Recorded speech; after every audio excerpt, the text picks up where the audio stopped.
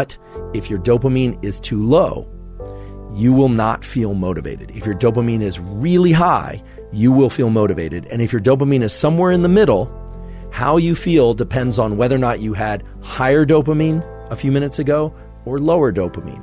This is important.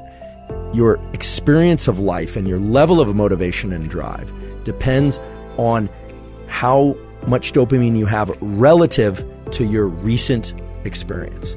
This is, again, something that's just not accounted for in the simple language of dopamine hits.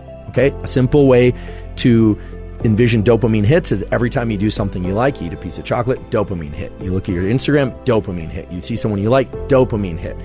You know, all these things described as dopamine hits neglect the fact that if you scroll social media and you see something you really like, dopamine hit. Sure, there's an increase in dopamine. But then you get to something else and you go, not that interesting. However, had you arrived at that second thing first, you might think that it was really interesting. If you had arrived to that second Instagram post 3 days later or 4 days later, you might find it extremely interesting.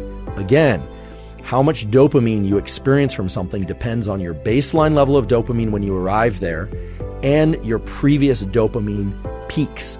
Okay? That's super important to understand, and it's completely neglected by the general language of dopamine hits. This is why when you repeatedly engage in something that you enjoy, your threshold for enjoyment goes up and up and up. So I want to talk about that process, and I want to explain how that process works, because if you understand that process and you understand some of these schedules and kinetics, as we call them, around dopamine, you will be in a terrific position to use any dopamine-enhancing tools that you decide to use. You'll be in an excellent position to modulate and control your own dopamine release for optimal motivation and drive.